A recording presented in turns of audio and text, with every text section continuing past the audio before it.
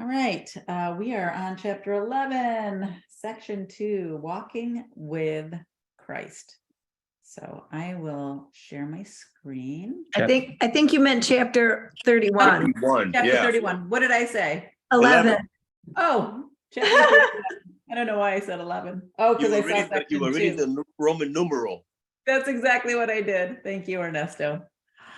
Okay, sorry. Chapter 31, section 2, walking with Christ.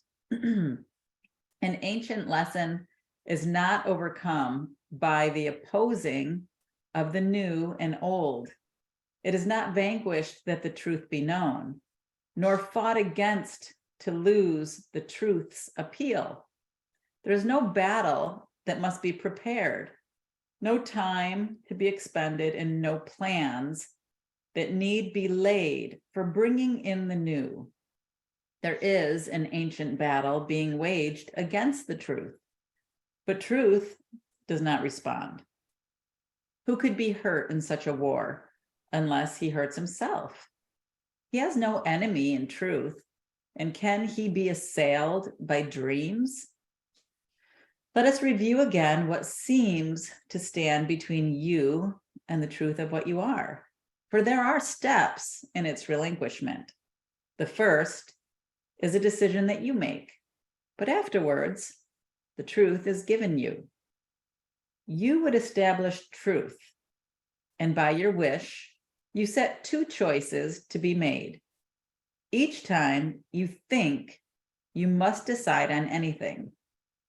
Neither is true, nor are they different. Yet must we see them both before you can look past them to the one alternative that is a different choice, but not in dreams you made, that this might be obscured to you. What you would choose between is not a choice and gives but the illusion it is free, for it will have one outcome either way. Thus is it really not a choice at all. The leader and the follower emerge as separate roles, each seeming to possess advantages you would not want to lose. So in their fusion, there appears to be the hope of satisfaction and of peace. You see yourself divided into both these roles, forever split between the two. And every friend or enemy becomes a means to help you save yourself from this. Perhaps you call it love. Perhaps you think that it is murder justified at last. You hate the one you gave the leader's role when you would have it. And you hate as well his not assuming it. At times you want to let the follower in you arise and give away the role of leadership. And this is what you made your brother for, and learn to think that this his purpose is. Unless he serves it, he has not fulfilled the function that was given him by you. And thus he merits death, because he has no purpose and no usefulness to you. And what of him? What does he want of you? What could he want but what you want of him? Herein is life as easily as death, for what you choose as well for him. Two calls you make to him as he to you. Between these two is choice, because from them there is a different outcome. If he be the leader or the follower to you, it matters not, for you have chosen death. But if he calls for death, or calls for life, for hate, or for forgiveness and for help, is not the same in outcome. Hear the one, and you are separate from him and are lost. But hear the other, and you join with him, and in your answer is salvation found. The voice you hear in him is but your own. What does he ask you for? And listen well, for he is asking what will come to you, because you see an image of yourself and hear your voice requesting what you want. Before you answer, pause to think of this. The answer that I give my brother is what I am asking for. And what I learn of him is what I learn about myself. Then let us wait an instant and be still, forgetting everything we thought we heard, remembering how much we do not know. This brother neither leads nor follows us, but walks beside us on the selfsame road. He is like us, as near or far away from what we want as what we will let him be. We make no gains he does not make with us, and we fall back if he does not advance. Take not his hand in anger, but in love, for in his progress do you count your own. And we go separately along the way, unless you keep him safely by your side. Because he is your equal in God's love, you will be saved from all appearances and answer to the Christ who calls to you. Be still and listen. Think not ancient thoughts. Forget the dismal lessons that you learned about this Son of God who calls to you. Christ calls to all with equal tenderness, seeing no leaders and no followers, and hearing but one answer to them all, because he hears one voice.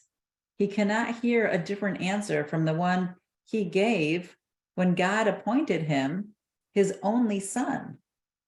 Be very still an instant. Come without all thought of what you ever learned before, and put aside all images you made. The old will fall away before the new, without your opposition or intent. There will be no attack upon the things you thought were precious and in need of care. There will be no assault upon your wish to hear a call that never has been made.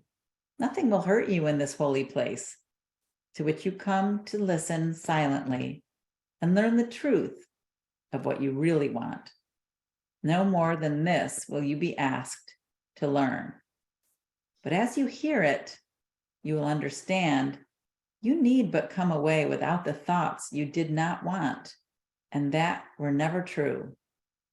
Forgive your brother all appearances that are but ancient lessons you have taught yourself about the sinfulness in you. Hear but his call for mercy and release from all the fearful images he holds of what he is and of what you must be. He is afraid to walk with you and thinks perhaps a bit behind. A bit ahead would be a safer place for him to be. Can you make progress if you think the same, advancing only when he would step back and falling back when he would go ahead? For so do you forget the journey's goal, which is but to decide to walk with him. So neither leads nor follows. Thus it is a way you go together, not alone. And in this choice is learning's outcome changed, for Christ has been reborn to both of you.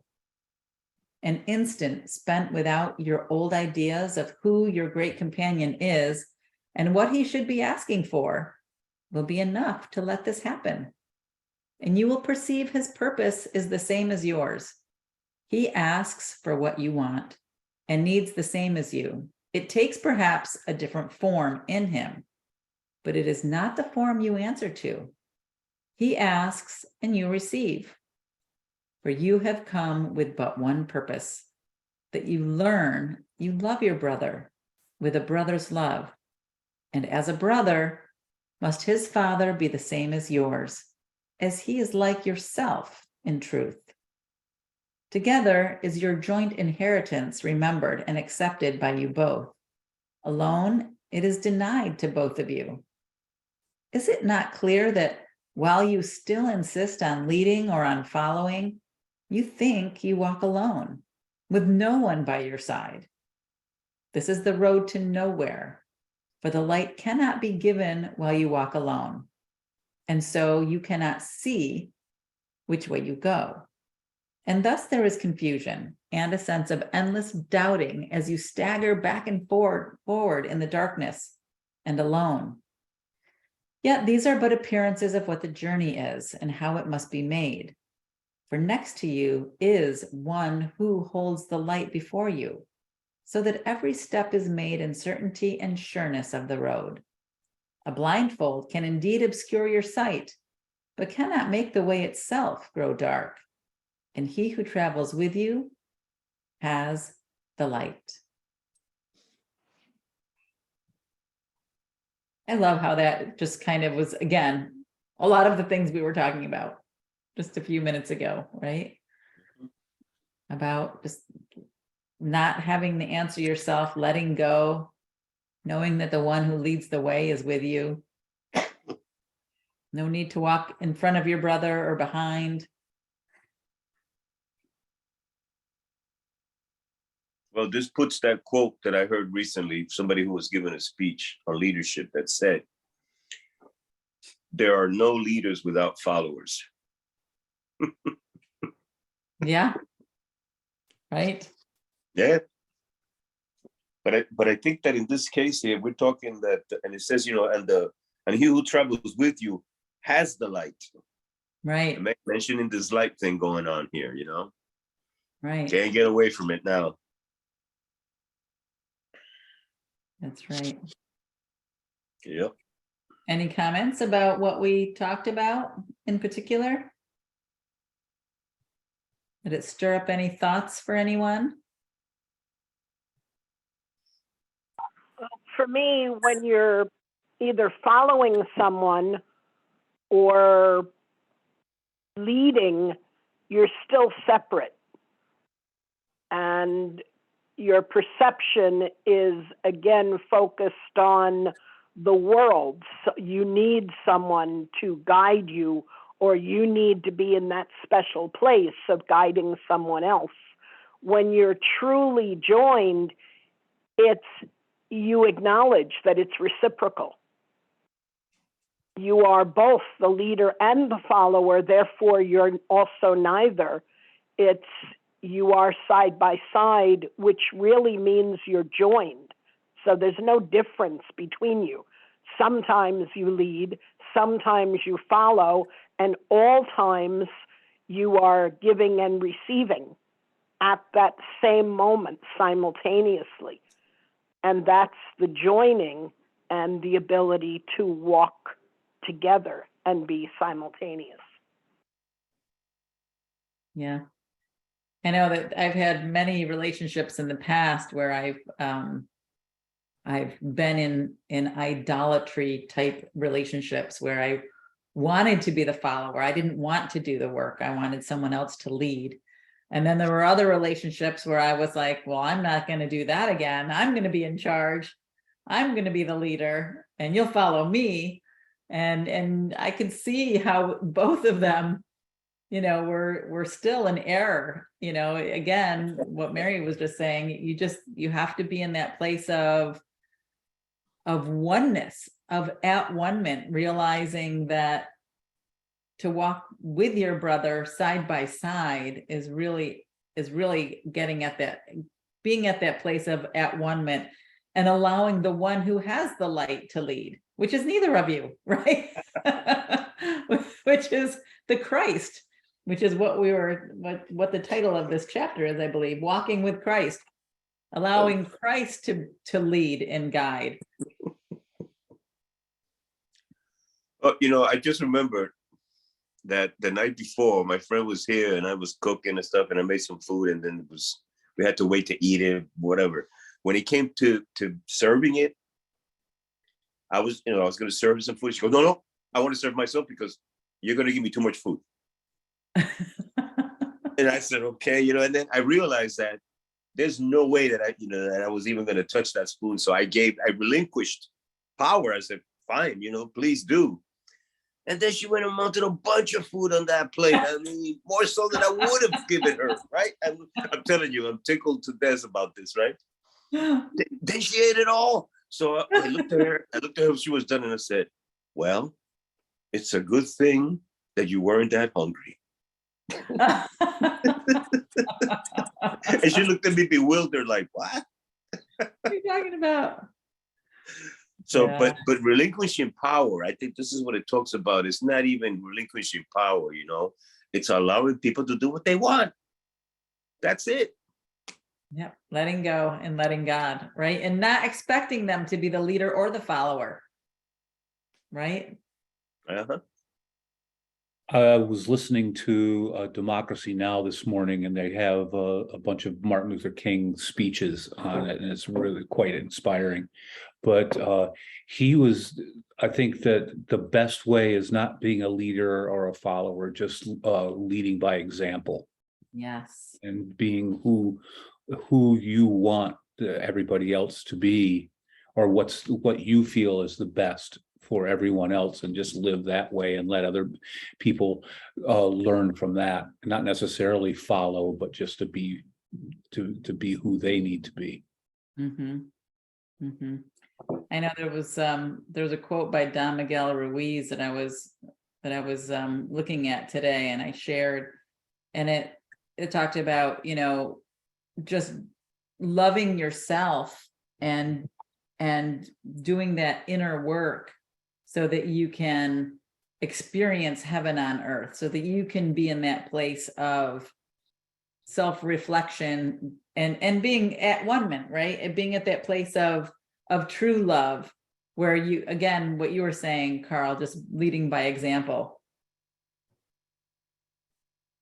But yeah, that's true. Good point. Good point to bring that up today. All right, shall we continue? Carry on. All right, the self-accused. Only the self-accused condemn. As you prepare to make a choice that will result in different outcomes, there is first one thing that must be overlearned. It must become a habit of response so typical of everything you do that it becomes your first response to all temptation and to every situation that occurs. Learn this and learn it well. For it is here delay of happiness is shortened by a span of time you cannot realize.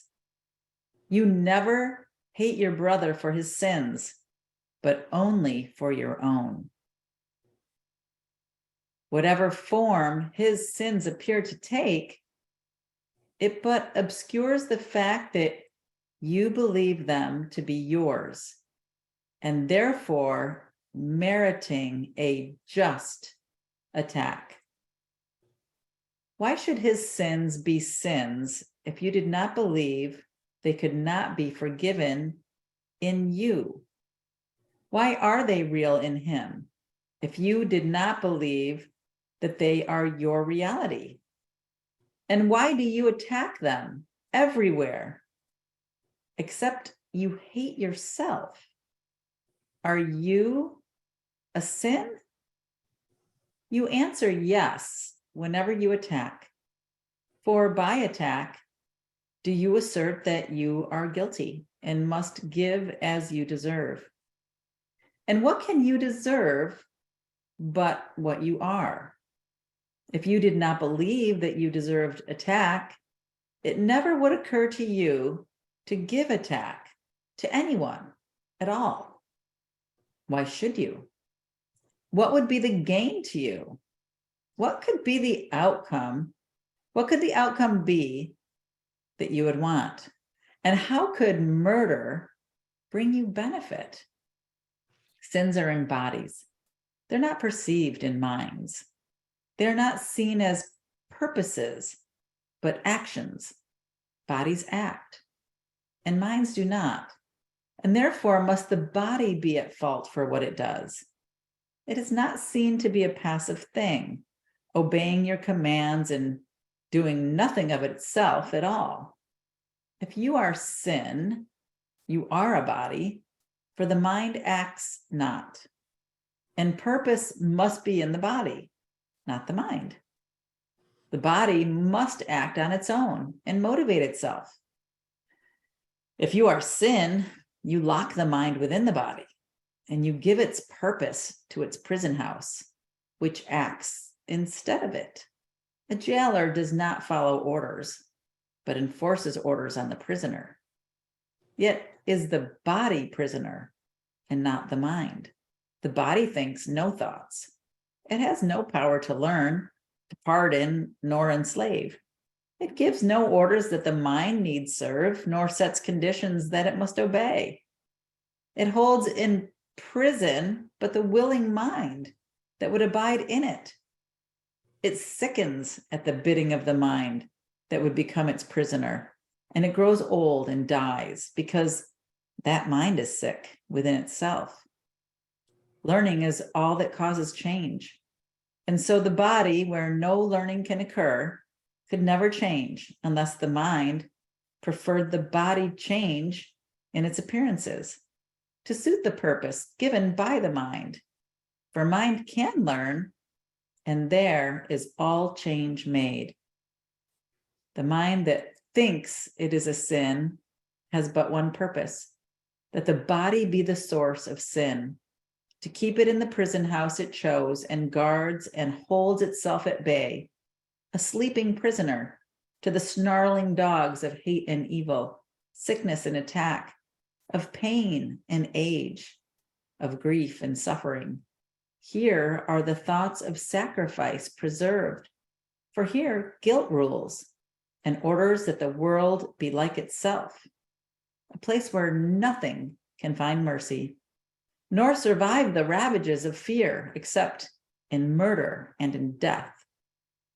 For here are you made sin, and sin cannot abide the joyous and the free, for they are enemies which sin must kill. In death is sin preserved, and those who think that they are sin must die for what they think they are. Let us be glad that you will see what you believe, and that it has been given you to change what you believe. The body will but follow. It can never lead you where you would not be. It does not guard your sleep nor interfere with your awakening. Release your body from imprisonment, and you will see no one as prisoner to what you have escaped. You will not want to hold in guilt your chosen enemies, nor keep in chains to the illusion of a changing love the ones you think are friends. The innocent release in gratitude for their release, and what they see upholds their freedom from imprisonment and death. Open your mind to change, and there will be no ancient penalty exacted from your brother or yourself. For God had said, there is no sacrifice that can be asked. There is no sacrifice that can be made.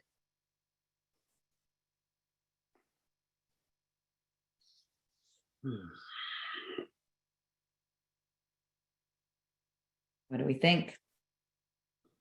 Any thoughts?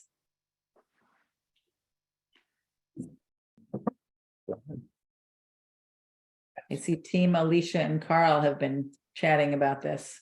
Oh, I just asked him, because I had this as a passing thought the other day, and I'm like, I don't even know, I mean, it's all relevant, it all ties together, but I said, if there's no such thing as sin and guilt, death and so on, but yet we're seeking our salvation, what the hell are we saving ourselves from? And I'm like, oh, it's just, if we're saving ourselves from ourselves, and the separation really is what we're seeking the salvation from. So I kind of answered my own question. That's awesome. Salvation is uncompromising. Yeah. Saving yourself from the duality. Yeah. Duality is not sin, but duality is very confusing, though. Yeah. Well, it has made me kind of want to withdraw from the world. It's interesting. I've had more thoughts about this in the last couple of weeks than I have really ever. And it's almost like I'm just processing stuff on a different level. Like you said, you're doing the lessons and enjoying them, Terry. I'm kind of seeing them on a different level as well. I've had a lot of stuff going on in my head and my heart that makes me feel like there's, some big shift that's happening and so on. But it's kind of interesting. It literally makes me want to run away. I don't know whether it makes me want to run away so that I can process this, or makes me run away because like I'm really done peopling for a while. there's a lot of them. In fact, when we first signed on, I had to take a phone call, and it was one of the weirdest conversations that I had, where it was a complete misunderstanding, and I didn't like how I felt when I hung up, because I was like, I'm trying to explain my perspective, and she's trying to explain her perspective, and I understood her perspective, but I was taking it one step further, and she didn't want to hear it. So she shut me down. So I never really had my opportunity to explain it in a way so that I could help her to understand it from the way I was looking at it. And I ended up like, just let it go. But I still hung up the phone frustrated. I'm like, people, what the fuck is wrong? Pardon me. What is wrong with people? Like, why do we talk over when somebody's trying to explain something? I think the greatest gift that you can give another person is the respect of attentive listening.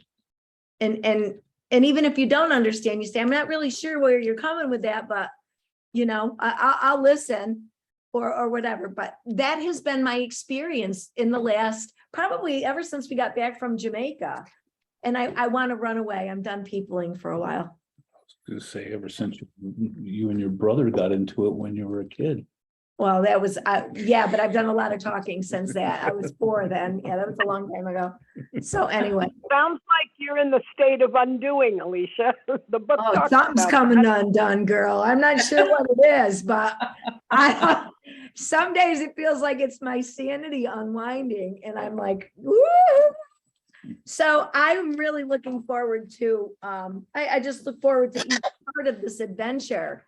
But right now, I'm just feeling this inner, and that wanting to run away. That seems to be a common thread in the last month. Well, Yeah. the closer you get to the oneness, the ego is going to want you to run away more and more and more. Was it the ego that wants me to run away? Maybe.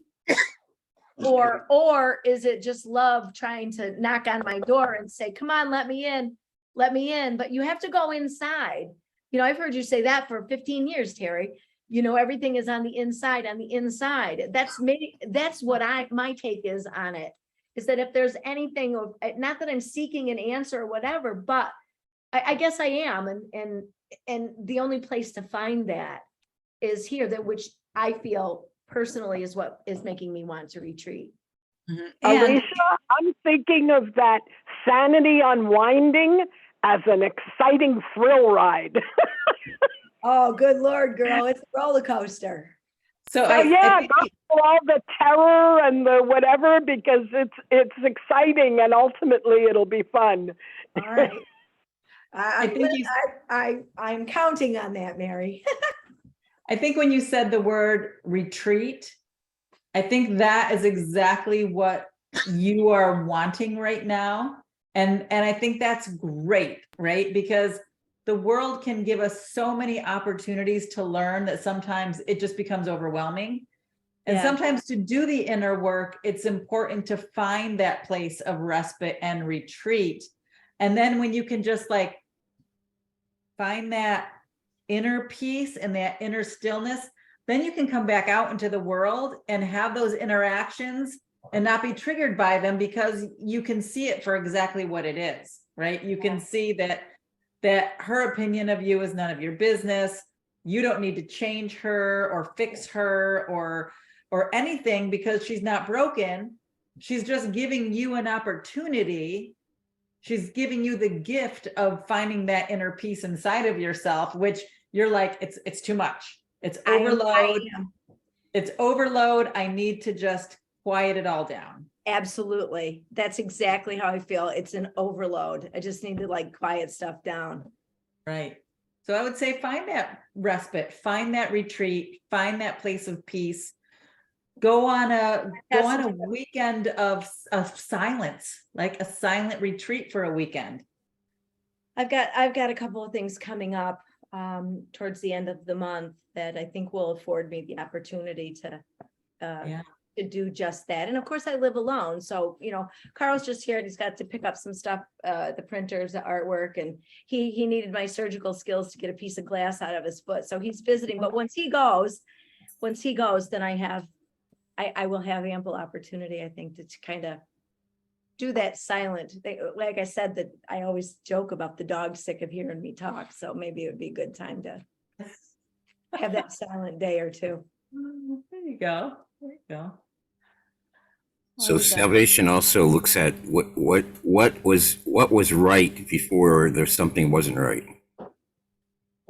You bring yourself to salvation. So in like lesson 155 says, stand back and let him lead the way. But then when you get to the place where you want to be at, it's your heart is there, and you're seeing your heart being shown to you in vision. So your vision of your heart now is the truth about yourself. So you're on your way to salvation, but that's only the way to salvation, because salvation is infinite patience, perfectly still and quiet and quietly calm. So that's infinite patience. So infinite patience is what you see, and then in peace with the infinite patience, you find yourself for real. There's now the communication that would be direct communication from God's revelation. It shows you not what you missed, but who you are. Mhm.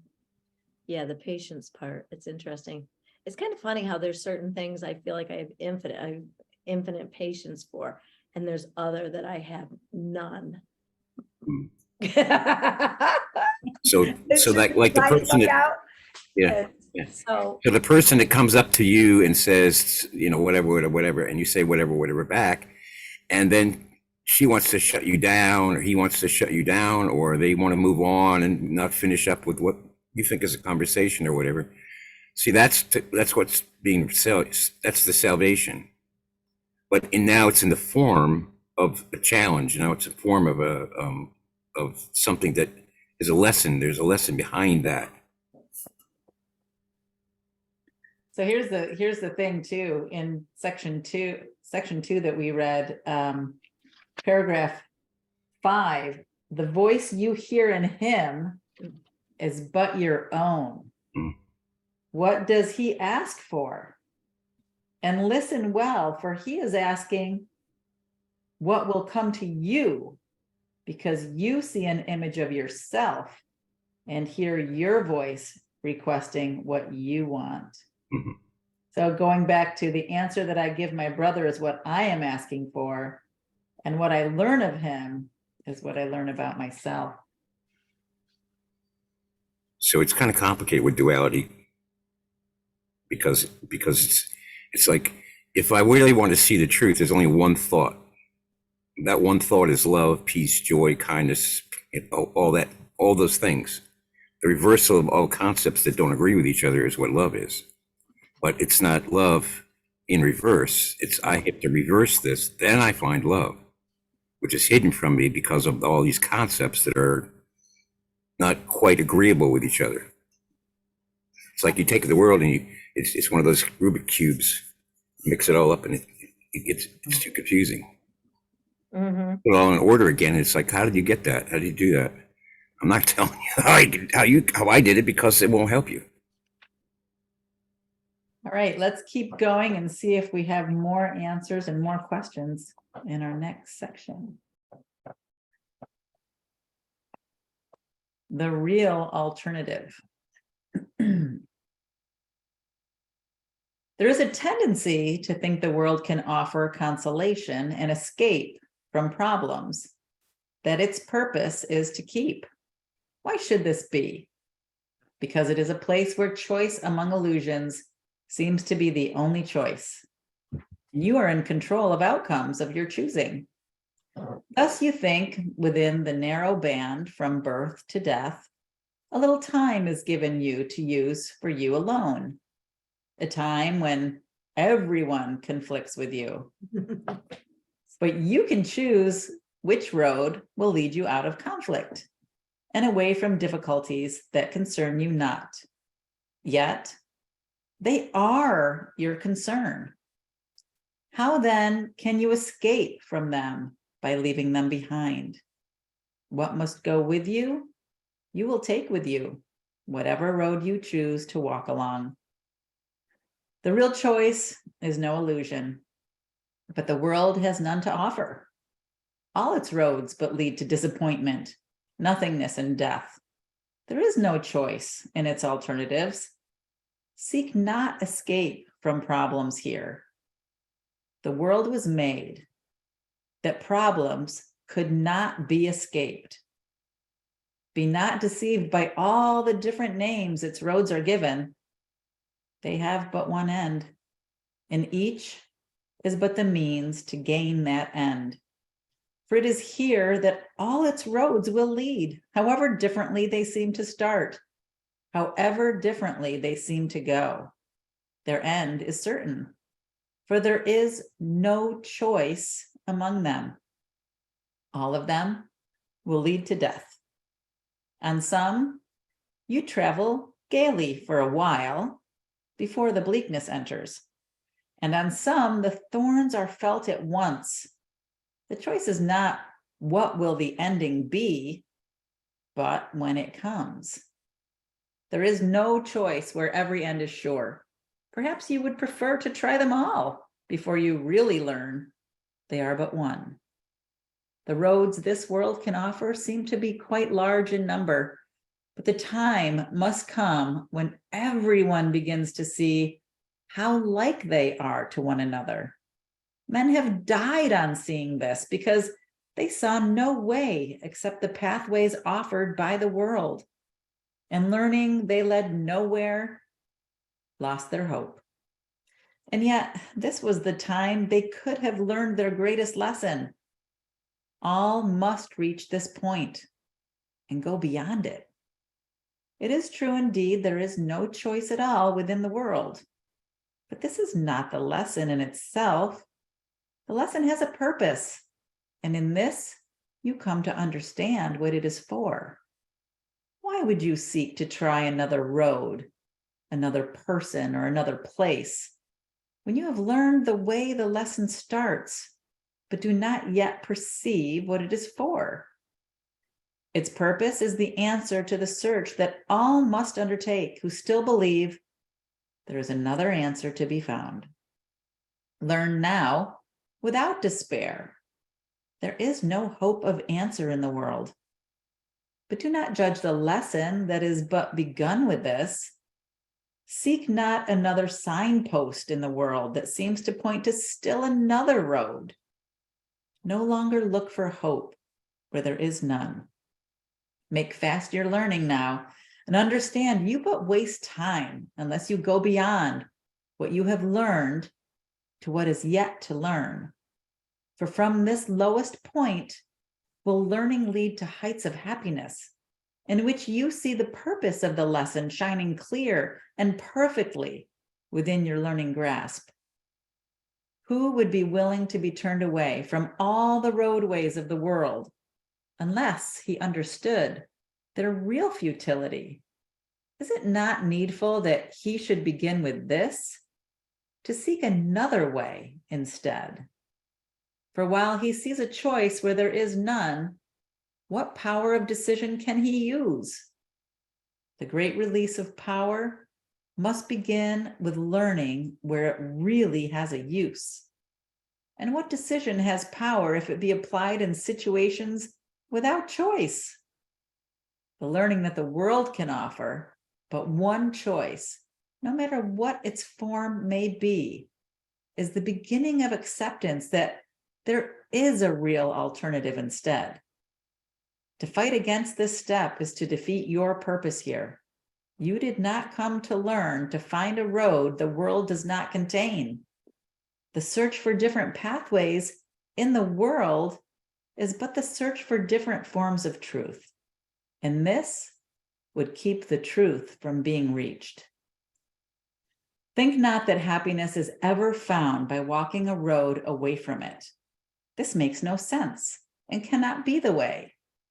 To you who seem to find this course to be too difficult to learn, let me repeat that to achieve a goal, you must proceed in its direction, not away from it.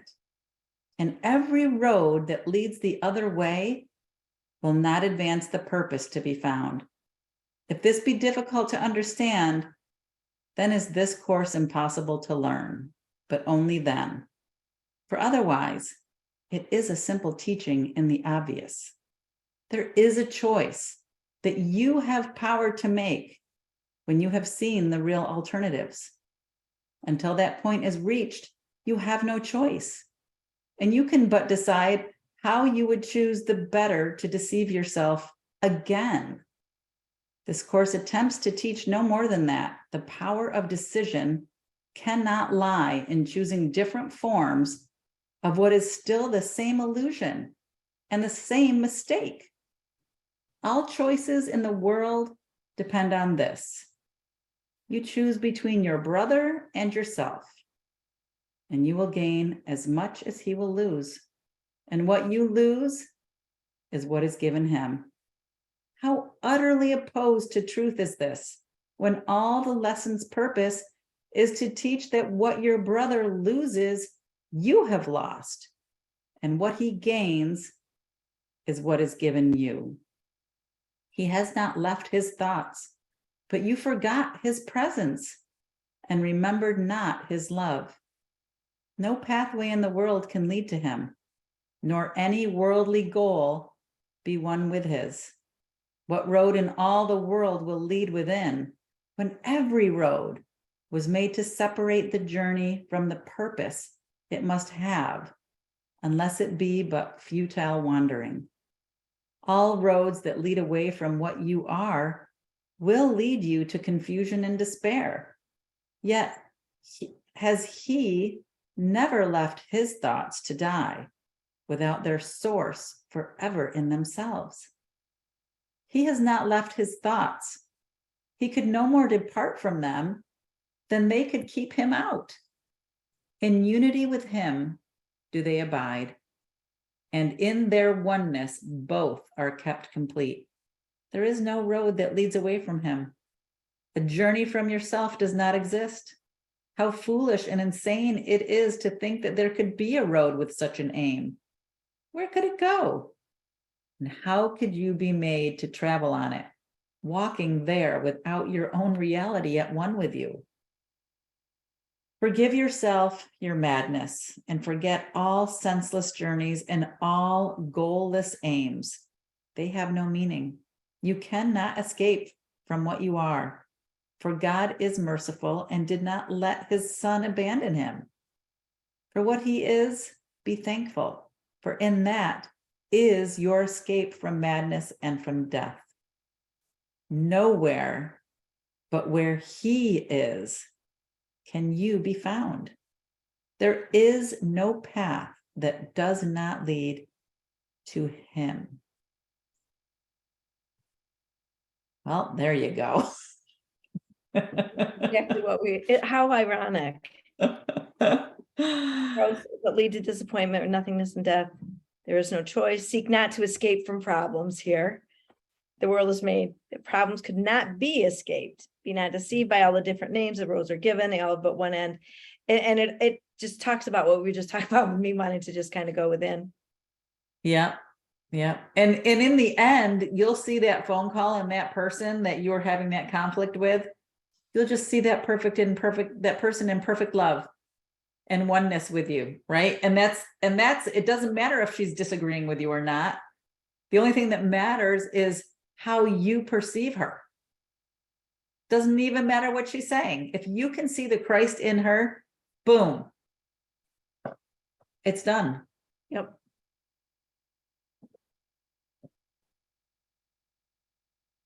Yep. Ooh. It's so interesting. I love that happens, you know, that there's so many roads you could travel on. There's so many different things, but they're all part of the illusion. They're going to all lead you to the same mistake about your brother until you can see your brother as yourself. That's the only road that will lead to truth. The oneness. To oneness. That's it. That's the only one. That's the only one. You can't Neo. escape from it. God, it's making my eye twitch. The one.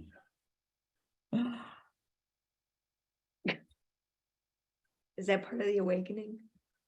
No, everybody's already awake. We just don't see it yet. Oh.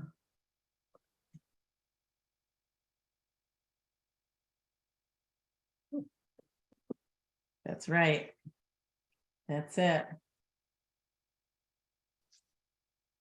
It's acceptance of the oneness. That's the only thing. An acceptance of the Christ in your brother. You know, choosing to see the Christ in your brother, and it will present itself again and again and again and again and again in every possible way, in every possible road, in every possible path.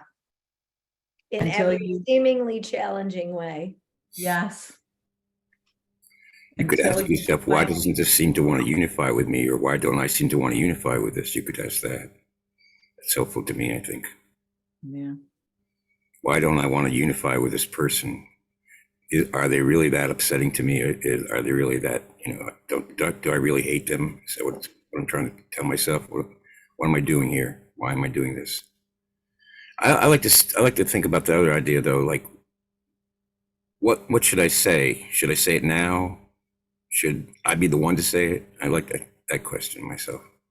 But does it even matter what you say? I don't even know if that matters. No, I don't think it does, but I still like to say things. So I'm like your husband.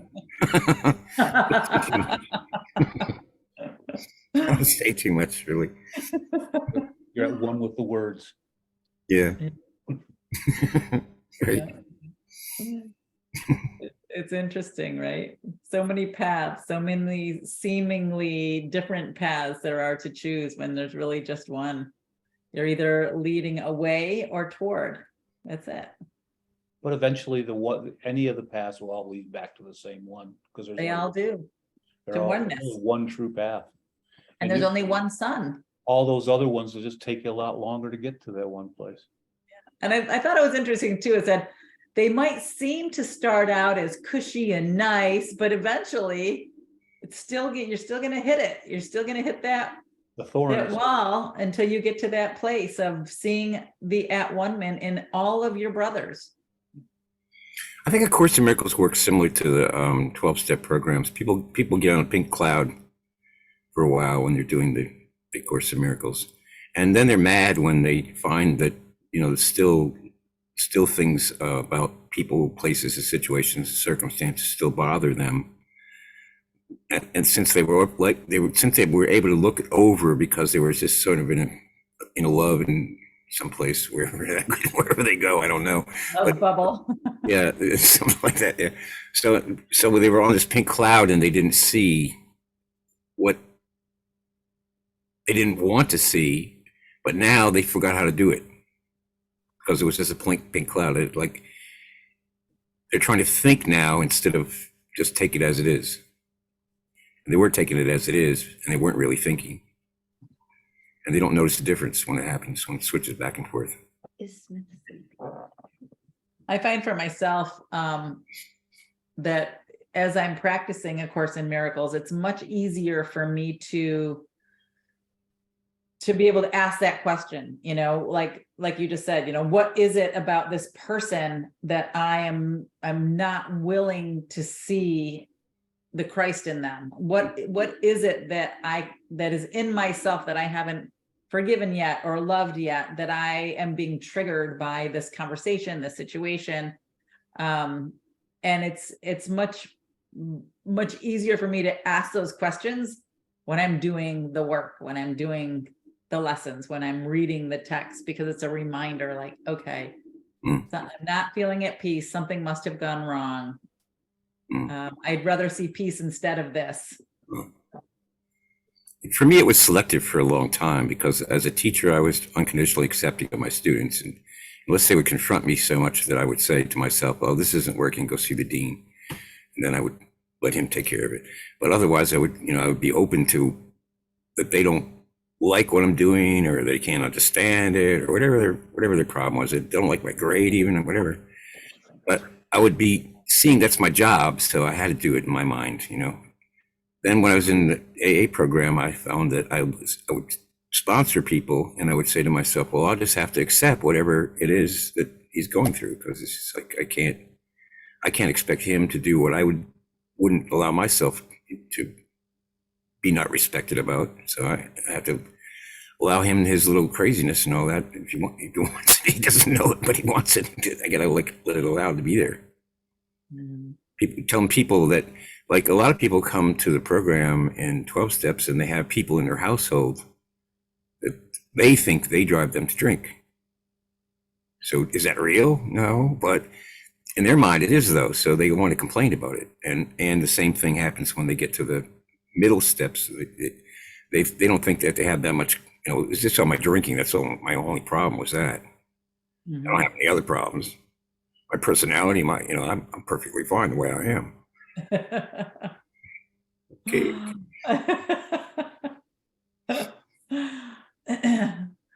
Yeah. Yeah. I do see a lot of similarities. I found that when I look at the similarities between me and someone else, even though in the moment the differences are what is, what I'm reacting to. But before I speak to them, I sort of remember the similarities, and that helps me speak to them with love. I kind of speak to myself first, like, and sort of ask, how would I want to be spoken to if I was in their shoes? Because I have been on different occasions, just not the one that's irritating me at the moment, and so I then am able to speak to them differently with a little more heart and a little more calm, and they're not getting that irritation because I've taken a step back from that. And so usually then they're willing to at least participate in the conversation as we try to, find some common ground in that area. If I choose to act on it at all, if it's clearly me that's just allowing myself to be irritated by something, then I don't even, present that. But if it's affecting more than me, and I'm the one chosen to represent a group, perhaps, then that's the way I handle it. And I found that that's had much more of a positive response in interrelations than I've ever had before. That's great to share, Mary. Another thing that I've come across that has been really helpful is the book by Gary Zukav called Spiritual Partnerships. Because sometimes it's hard to get out of your own head when you're being triggered because you're already aligned with fear. But if you're with someone like, let's say, Alicia and Carl, for example, and Alicia, if you are in a moment of anger on this phone and you get off the phone and you say to Carl, oh, that girl wouldn't even let me tell her what I had to say. And Carl at that moment could say, are you ready to challenge that frightened part of your personality right now? And that's the work, right? That's the work. And Alicia, at that moment, you can say yes or no. You can say, yes, I am. And then Carl, you would go back to, okay, what part of your frightened personality is being triggered right now? In other words, how are you feeling? Are you feeling unworthy? Are you feeling unloved? Are you feeling unheard? Yeah. Are you feel like, and then you go back. So when was the last time you felt unheard? And you kind of go back to, well, when I was 5 years old, I tried to say this thing and I was unheard. Okay, well, how did that make you feel? And you kind of go back to that inner voyage of undoing, kind of like the Course in Miracles. But when you have a partner to work with, Carl wasn't triggered by that because that wasn't triggering the frightened part of his personality. But he could help you with it because you have decided to be spiritual partners on this path, right? So when one of you gets triggered, you could call the other one up and go, this just happened and I'm so mad and blah, blah, blah. And the other one can say, are you ready to challenge that frightened part of your personality?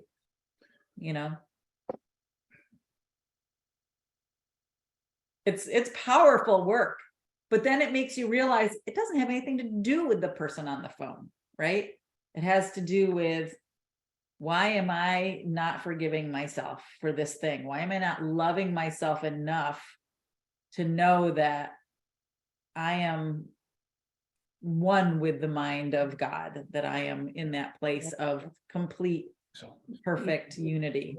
So, Almost everybody does the projection thing. Where as soon as I feel something that I don't like, I want to project it, and so I find you. It's your fault. right. So Sure. so I'm naturally now antagonistic against the person instead of standing back and letting myself see what is it I'm upset about within. There has to be Right. something that I'm trying to escape from that I think is a poison within my own mind, within my own heart, or wherever it might be that I experience it. Depending on what kind of feeling it might be, it's something to do with me, though. It's not something to do with that people, places, situations, circumstances, and events. Right. And I know the course has answers for this too, I choose to see love instead of this, please let me see this differently. And, and there's ways to do that work on your own. I think sometimes though, when you have a partner who's not being triggered and you're having a hard time getting out of that, like, mind, it kind of brings it back to like, oh, this is about me. This isn't about People don't them. really get it either. Honestly, it's like I've been showing people that for a long, long time, many years already. And the same people, I have to help them again, see it again, because they go like, how did that work? They just don't remember it. Right. That just escalates to bigger triggers. It does, and that's when they ask for help again. Yeah. Well, at least they remember that something worked. But it helps when the other person is very connected to the course, because you can keep on referring back to the course, Right. and the triggers get smaller. Yeah. Yeah. It seems like the course doesn't quite just say exactly that thing, though. It's like, I know I'm upset with myself. Doesn't exactly say anything. So I need peace instead of this, so it's like when I deny myself the pleasure of ruminating about this, do I find the pleasure in peace? Right. So I have to get used to it. It's a two-step process. I have to deny first what I'm thinking, because that's not anything to do with what I need to see about myself. What I need to see about myself is being hidden by my thinking. So I have to see I've upset myself from seeing myself. I'm forcing myself not to see myself. Forcing myself to see someone else or something else, or an event of some past decades ago or whatever. I'm forcing myself to see that instead of the truth about myself. Right. Well, I think it's interesting because that's exactly what we're going to be reading next week. Self-concept versus self. That's a really good section, and it does get really into that idea about I'm forcing myself to suffer. My misery has replaced my happiness. Right. And I'm happy about it, is the way it looks like, to tell you the truth. Yeah. It's funny when you talk about triggers that can go to bigger triggers, and Carl says, it's much easier when the person you're interacting with has a familiarity with the whole thing. And that I come to, there's nobody that crosses paths with you by accident. There's always a purpose. And sometimes you get a person in your life that deliberately loves to stir the shit pot. Mhm. Okay, so let me see if I can say or do something that's going to make her erupt similarly to a volcano. Okay, works every time. So that's my wood. Shut up right now. Shut up. Woosah. Woosah. You need to challenge that part of your personality. Yes, I do need to challenge that part. My daughter said that's what she was born to do. Her entire young life until, only a few years ago, and she's in her 40s now. She said her greatest joy was to tick me off and know that she had the power to do so. And that's the greatest teacher. It really I may not like it, but it is. He's a tool for sure. A teacher, we would like to call individuals a teaching That's tool, all within although yourself. Carl usually is just a straight up tool. So, It's my favorite band, but it I has nothing know. to do with who I am. oh, Oh, boy. Well, this has been an amazing conversation. I love all you guys. This is wonderful. Love Good you too. conversation as usual. And a lot to practice until next week. And thank you all for being here today. Thank Thank you, you. all of you. All right, guys, I'll see you all next week. Thanks so much. Bye-bye. Have a great week. Bye. Bye.